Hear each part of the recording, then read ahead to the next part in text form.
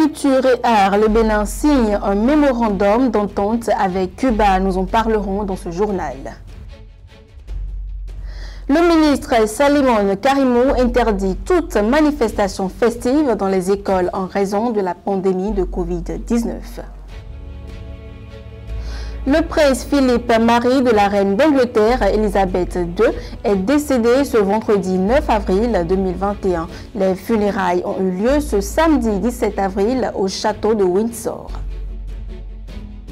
Le calendrier de la nouvelle saison du championnat de football féminin D1 du Bénin dévoilé. Plus de détails dans ce journal. 20 mars 2021, mesdames et messieurs, bonjour et bienvenue dans ce journal. Comme nous l'annoncions dans les grands titres, Jean-Michel Abimbola, ministre du Tourisme, de la Culture et des Arts, et Yenelis Vilmar Gueferos Linares, ambassadrice de Cuba près le Bénin, ont procédé vendredi 16 avril dernier à la signature d'un mémorandum d'entente entre le Bénin et le Cuba dans le domaine de la culture et des arts. Cette convention va permettre à ces deux pays fortement liés par l'histoire et la culture de redynamiser leur coopération bilatérale.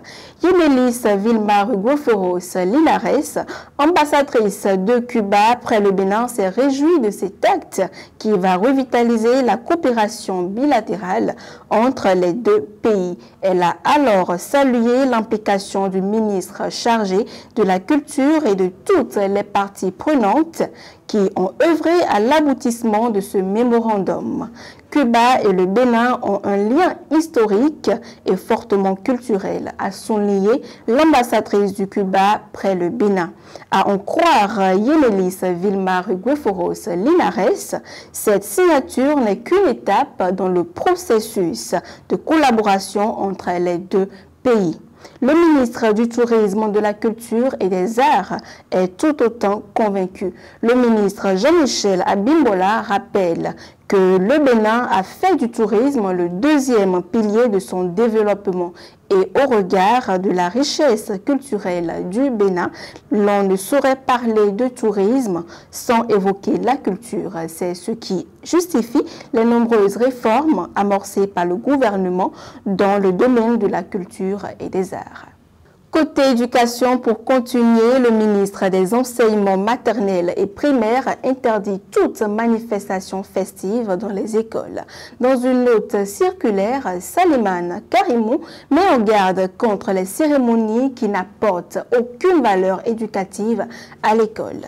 L'organisation des manifestations festives est interdite dans les écoles ou établissements scolaires. Le ministre des Enseignements maternels et primaires, Salimon Karimou, relance sa note circulaire adressée aux directeurs départementaux, chefs de région pédagogique et directeurs d'écoles maternelles et primaires. Cette circulaire interdisant les manifestations au sein des écoles qui, selon lui, ne représentent aucune valeur éducative pour l'école.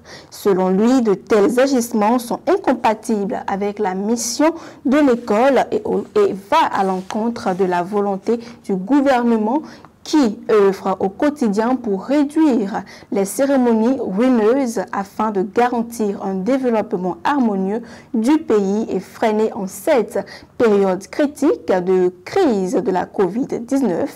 Le ministre Salimon Karimou engage de dépêcher dans les prochains jours des missions de contrôle et de veille permanente afin de traquer et punir tout contrevenant aux besoins par l'usage de la force publique. C'est avec une profonde tristesse que Sa Majesté la Reine a annoncé le décès de son époux bien-aimé, Son Altesse Royale, le Prince Philippe, duc d'Édimbourg. Décédé ce vendredi 9 avril à l'âge de 99 ans, la cérémonie des funérailles sobres et sans tapage, selon la volonté du duc d'Édimbourg, s'est déroulée dans la chapelle Saint-Georges à Windsor. L'heure était au recueillement au Royaume-Uni ce samedi 17 avril. La famille royale, le Royaume-Uni et le Commonwealth ont rendu un ultime hommage à celui qui était considéré comme le grand-père de la nation.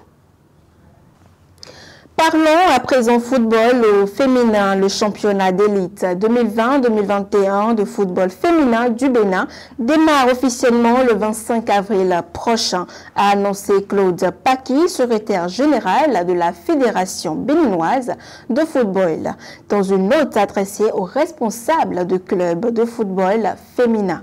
Au total, 18 équipes féminines réparties en 2 groupes animeront cette compétition dont le calendrier a été dévoilé par la Fédération béninoise de football. À la fin de la phase régulière, la meilleure équipe de chaque groupe se qualifie directement pour la demi-finale, tandis que les équipes classées 2e et 3e se qualifient pour les quarts de finale qui sont prévus pour dimanche 19 septembre 2021.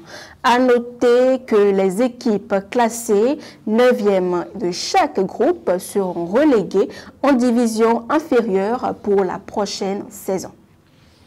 Et ce sera tout pour ce journal. Mesdames et messieurs, merci de l'avoir suivi et à la prochaine.